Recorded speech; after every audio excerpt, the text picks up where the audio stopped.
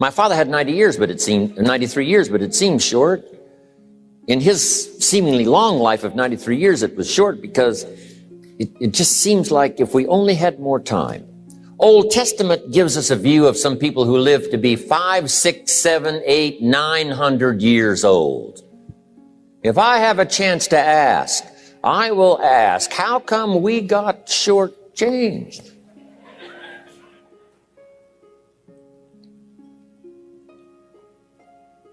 Wouldn't that be a good question if you had a chance to ask? Imagine 7, 8, 900 years to watch generation after generation after generation after generation stay healthy and well. I mean, you gotta be healthy to make it to 900. You gotta take your vitamins.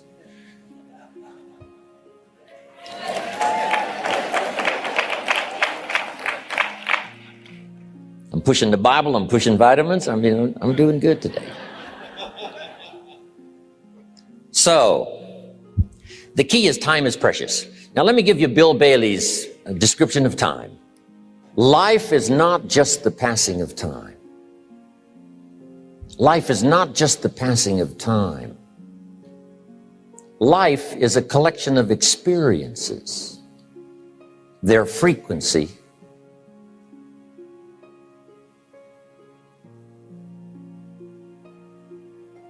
and their intensity. Life is not just watching the clock tick away. Life is a collection of experiences, their intensity, their frequency. When my friend Mark died at age 44, someone says, that's young to die. But what if he lived 4 lifetimes in one? It might not be too young. So here's whatever the span of your life turns out to be, here's what you want to fill it up with: experiences and the intensity of those experiences.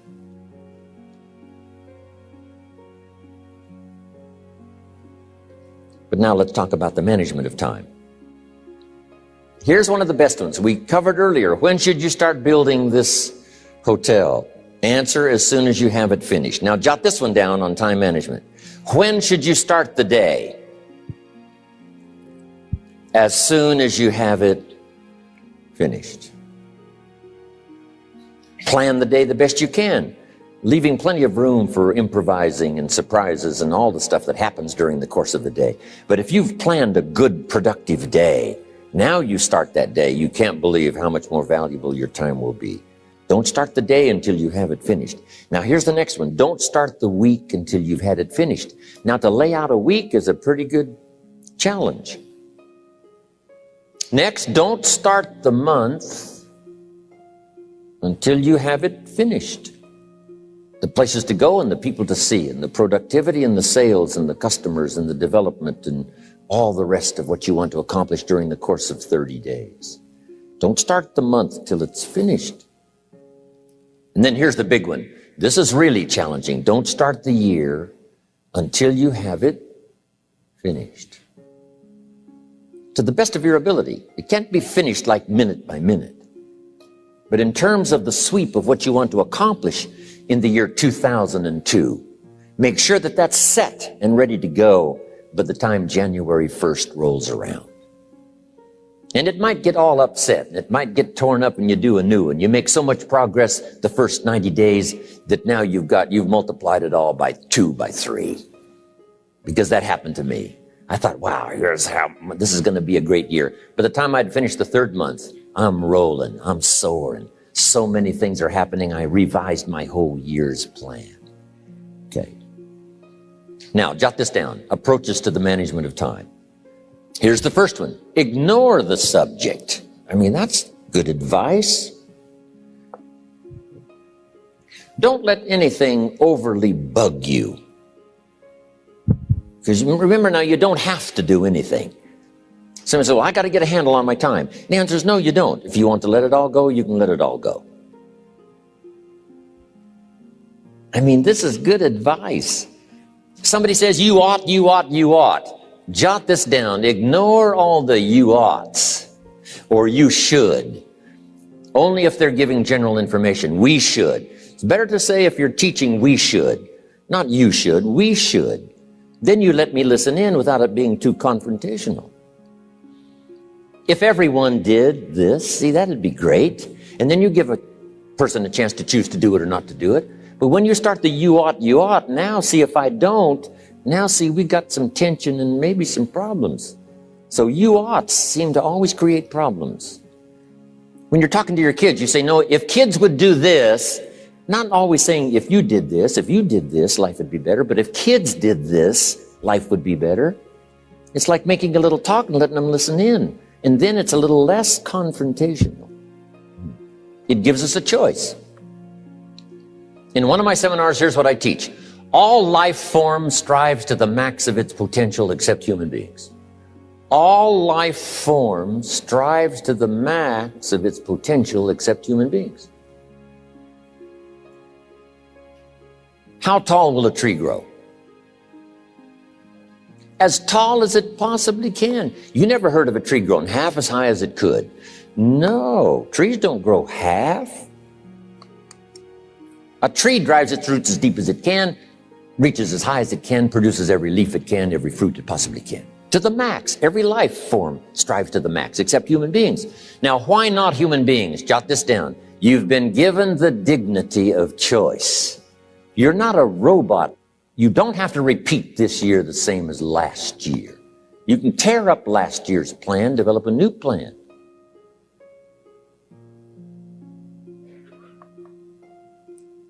So, the dignity of being a human being. Now, here's the choice on being a human being. To be part of all we were meant to be, or to be all. To strive for all, or half, or part, or some. The choice is up to you. To develop one skill or 10 skills. Someone says, well, I'd be happy with just one more language. Well, some say, hey, I'm going to learn 6 or 7. And this is all a matter of choice. And when someone says, no, you ought to learn 4, you've got to resist all that. Because this is personal dignity. And you don't want to destroy someone's dignity by doing all the oughts, and then they feel reluctant to do it. Now we've got problems. So if you want to, just ignore this subject on time management. Now here's the next one. Step down to something easier.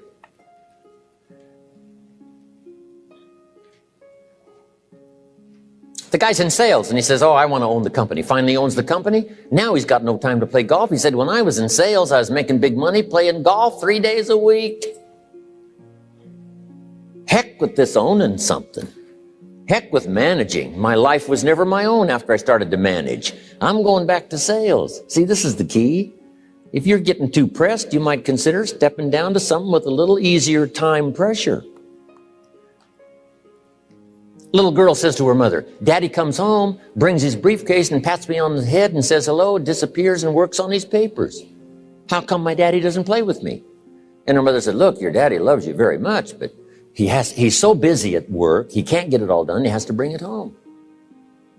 He loves you, but that's why he can't play with you. And the little girl said, why don't they just put him in a slower group? So, jot this down now. If you don't have time for your kids, you might consider joining a slower group. Remember when I said some things I went for cost me too much? So reconsider. Next key to time management. And that's work longer and harder. But see, there's a limit to that. I almost lost my health the first year. I went so crazy about personal development and achievement. I just went bonkers. You know, I told you I was skinny, but at the end of that first year, I was a walking shadow. And then it suddenly occurred to me, what if I got rich and too ill to spend it? I mean, that was a shocker. So I started, developing a little more reasonable. Because I said, if 12 hours won't do it, I'll work 14. If that won't do it, I'll work 18. I mean, how many hours it takes. And sure enough, it cost me too much. So see, working longer and harder for some might be appropriate. If you're just sitting around not doing that much, this might be good, work longer and harder. But you can only work so hard. Here's the key, not to work harder, but smarter. When you've worked as hard as you can, doing the best you can in terms of physical output in the time, reasonable time. Now here's the ultimate in the management of time, and that is you simply become more skillful. When I first got into sales, You know, I was around people that could get, 9 out of 10, 8 out of 10. And when I first started, I could only get 1 out of 10. But here's what I did. I worked around the clock, so that I would make up in numbers what I lacked in skill. That's good in sales. You got to jot that down. When you're new, you make up in numbers what you lack in skill. Now, when you become more skillful, the numbers can go down because now your persuasive ability and all of that is now so high that you don't need to put as many numbers out. But at first, if you want to compete or if you want to really get good, you've got to put in the numbers. But if you get more from yourself, develop more of yourself, now the time management becomes an easier task. Now here's the next thing. Either you run the project or it runs you. I've found out when you start something, at first you're in charge. All of a sudden, a year later, it's in charge. Some of the companies I started, I'm telling you, I'm in control. A couple of years later, I'm out of control. At first, I've got it on the run. 2 years later, it's got me on the run. Haven't got enough time. I'm dizzy with trying to get it all done. So here's part of the key, and that's to get in charge. Say, I'm going to take charge of my health. One of my albums is entitled, Take Charge of Your Life. Take charge of your time. Take charge of your resources, which we're going to talk about next. Take charge of your health. You're the one that's responsible for it. It's not a requirement of society that you not have a heart attack and take care of your family. That's not a requirement of society, but you must make it a requirement of yourself. Society doesn't require that you build a financial wall around your family nothing can get through. That's not a requirement of society. It's a requirement you impose on yourself to build a financial wall around your family nothing can get through. So impose on yourself this self-development of being in charge, taking charge of your life and your health and your future and your responsibilities and all the rest. Next, reasonable time is enough time to achieve all of your goals. Just jot that down. Reasonable time is enough time. I had to learn that. Reasonable time is enough time. Here's why. It's not the hours you put in, it's what you put in the hours. If you start depositing greater ideas into the hours you've got later than now, I'm telling you, later you can't believe the productivity that will flow. The ideas you can't think of now, a year from now, they'll start to flow. And when you deposit those ideas in the hours you've got, productivity multiplies by 2, 3, 5, 10. Next, time management essential.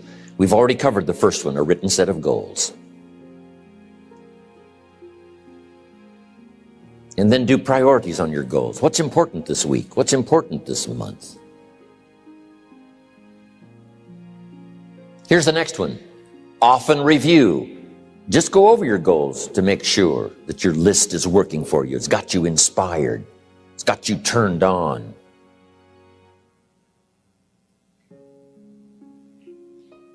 Somebody says, how come you're up so early? Say, if you were headed where I'm headed, you'd be up early too.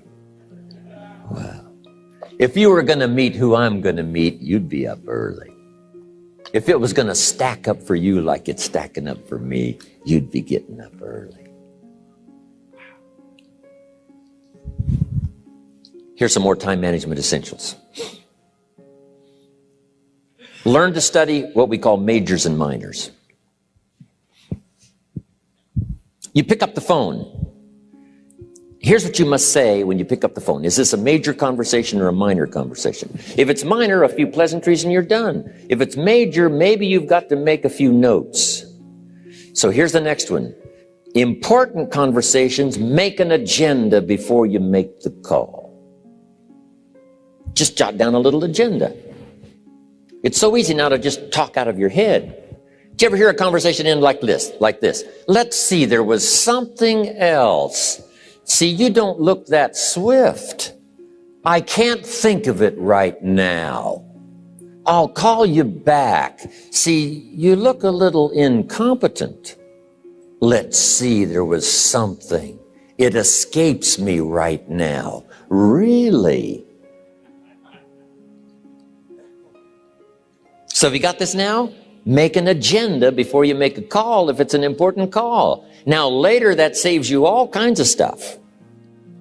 You call John in, the salesman, say, John, remember those 4 things we went over? He said, no, we didn't talk about that. And then you pull out your daytime or whatever, and there's the list you made when you made the call. He said, oh yes, seems like I do remember. And you've got him with your list. If it's just salespeople especially can talk you out of what's in your head. It's true. No, we didn't talk about that. And if you don't have a little proof, I'm telling you, it's gone. So make an agenda before you make a call. So what's major, what's minor? Now here's the key on this. Don't major in minor things. If you take up major time to do minor things, I'm telling you, you'll be behind the curve constantly. Here's what we learn in sales training. What's major time and what's minor time? Here's minor time, thinking about prospects. Here's minor time, making lists of prospects. Here's minor time, keeping books on prospects. Here's minor time, going to see the prospect. Here's minor time, evaluating the prospect after you've been there. That's all minor time. Here's major time, in the presence of the prospect. That's major time. And if you took a look, if you're in sales and you took a look at a week, you'd say, my gosh, I'm spending 90% of my time on the minor stuff and so little time on the major stuff in the presence of. How many hours in the presence of in my day? How many hours in the presence of during my sales week? Because the time that really counts is in the presence of the prospect. Majors and minors. Here's another key time management essential. Don't mistake movement for achievement. It's easy to get faked out by being busy. Guy comes home at night all exhausted, falls in the chair and says, oh, I've been going. Here's the big question. Doing what? It's not the going. Some people are going, and they're doing figure eights. I mean, their progress is small. So don't mistake movement for achievement. Here's another one in sales we learn. Don't mistake courtesy for consent. If somebody's pleasant and they nod, you say, oh, they're going to buy. No, they're courteous. You can't mistake courtesy for consent.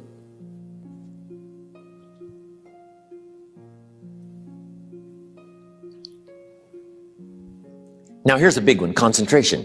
I had to learn this. All those years ago, I'm in the shower trying to compose a letter. Found it turns out to be a strange letter. So here's what I learned to do. Save the work till you get to the office. Save the work till you get to the work. Don't try to get to the office on the way to work. On the way to work, enjoy the way. In the shower, enjoy the shower. Then go to work when you get to work. I found this to be helpful. Concentration. Here's another big one. Learn to say no. I'm telling you, in such a social society we have now, it's so easy to try to be a nice person, saying yes to everything. Find yourself overloaded. Now you got to call and make well, gosh, you know, all the time it takes to back out of something that you said yes to too quickly. Here's what might be better. I don't think so, but if that changes, I'll call you. Little things you can use not to overcommit yourself. My friend Ron Reynolds says, don't let your mouth overload your back. It's a good one. Now, here's a big one on time management. When you work. When you play. Don't mix the two. Don't work at play. I used to take my family to the beach and I would bring my briefcase.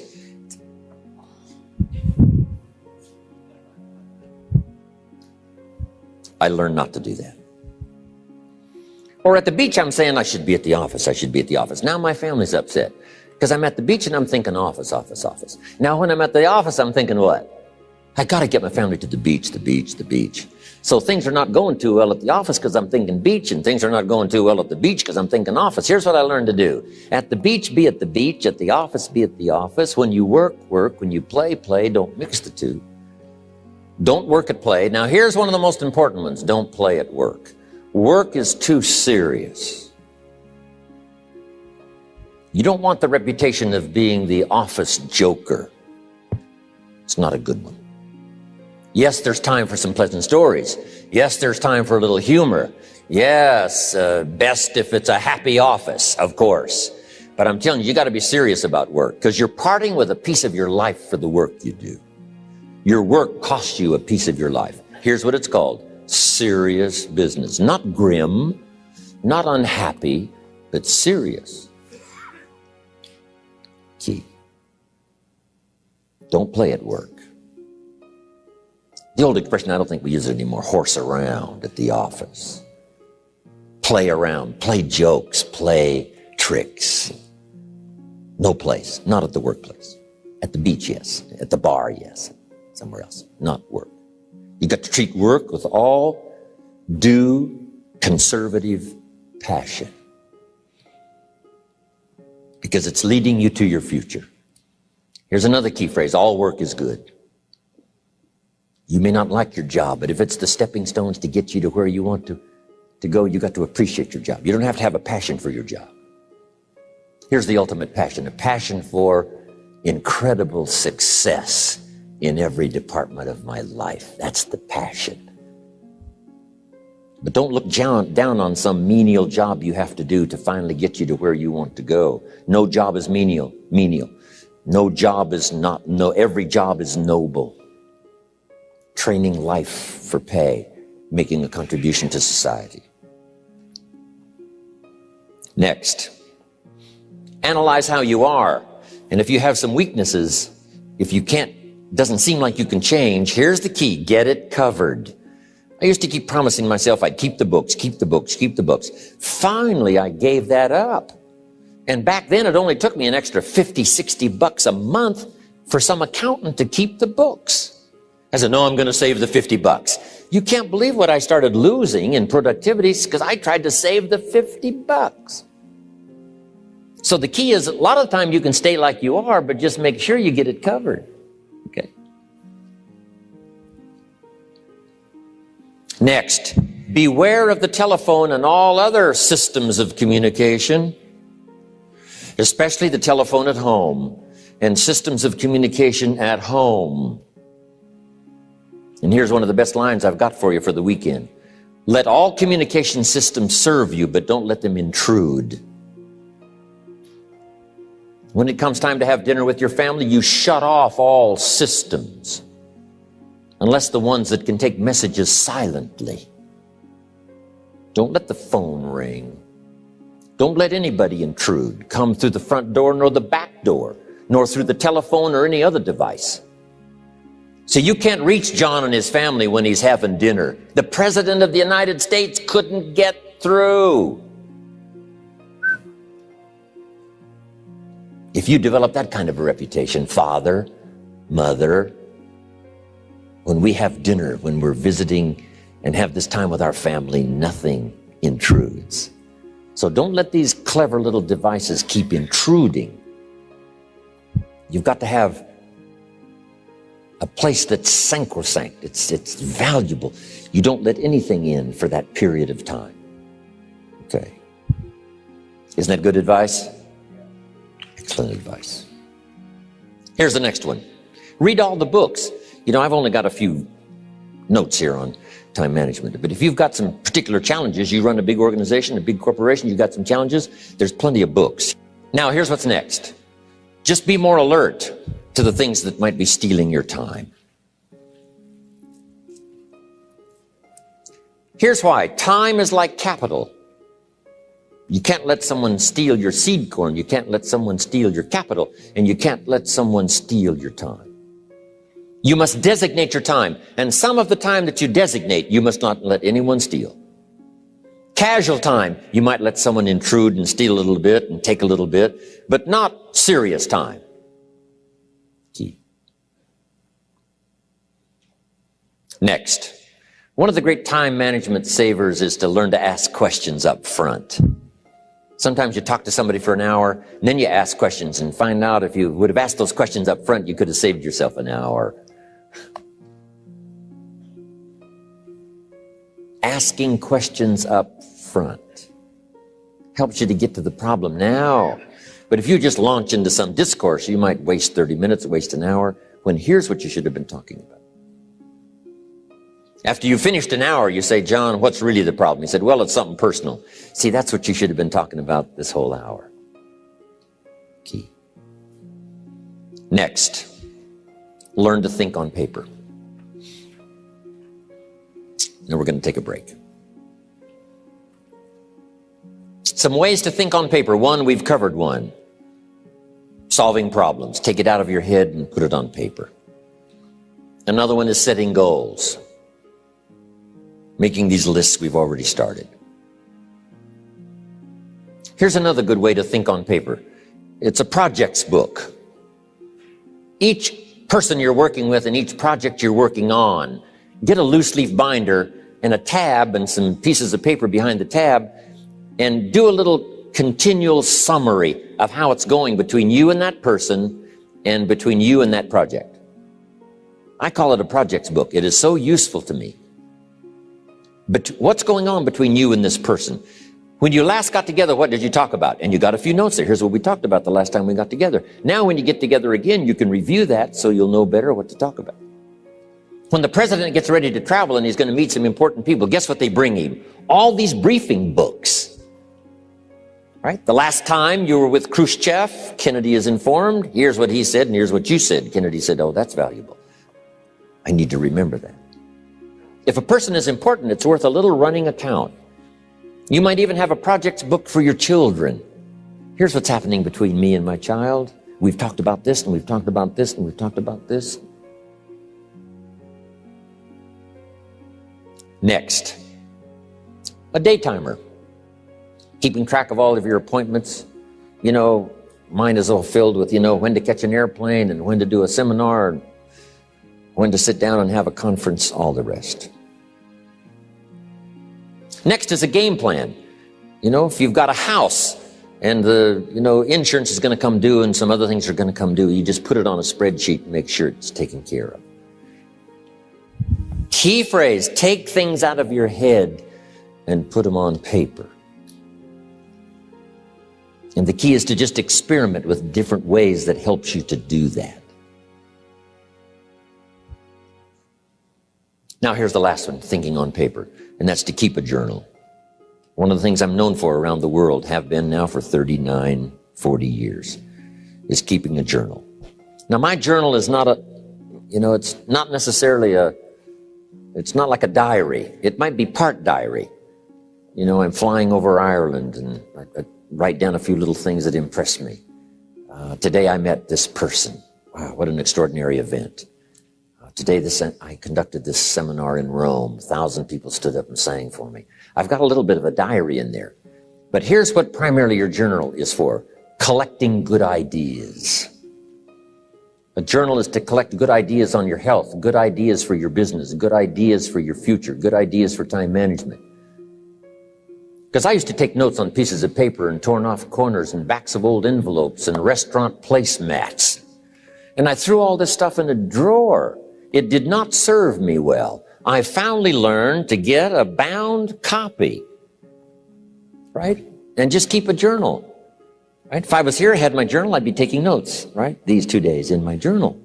Now, if you're caught without your journal, you just take the notes when you get back home. You put those notes in your journal, throw the paper away. Because we don't usually go through paper to review. But see, my journals now make up a significant part of my own library. My journal's all reserved privately for my children and my grandchildren. Can you imagine what I've collected over the years? It's unbelievable. There are 3 treasures to leave behind. I think you've already got those notes, right? Here they are. Number 1, your pictures. Don't leave the event unrecorded. It takes only a fraction of a second to say, here's who I was with. When I travel the world, right? We take all these pictures, and here's one of the gifts. People send me the pictures they took of me and them. It's part of the treasures I have on the farm. Incredible. A picture's worth 1,000 words to describe the scene, the emotion, what happened. Say, wow, this was an extraordinary day for me when I met these people. Here's what they told me happened to them when they went to my seminar 10 years ago. Wow, the drama comes back if you've taken the pictures. It's one of the treasures to leave behind when you go. Remember the old photographs that we have now of, 100 years ago, 70, 80 years ago, just a few photographs? What would it be like if you had thousands of photographs of the past, of your history, your mother, your father, right? Grandparents? So change all of that now for your children. Leave all your photographs as a record. Here's what's next to leave behind, and that's your library. The books that changed your life, the books that changed your health, the books that rescued you from oblivion, the books that you passed on to other people, they were so exciting for you, the books that made you financially independent, the books that developed your leadership, the books that gave you wisdom to ponder when things were tough, the books that got you through the winter, the books that helped you to plant in the spring and harvest in the fall. What a treasure to leave behind. If you do that, here's what's for sure. Your books will be more valuable than your furniture. Wow. Now, the third treasure to leave behind is your journals. The notes you took that helped you to live life as you lived it. Long after you're gone, a treasure that children, grandchildren, great-grandchildren will find so fascinating.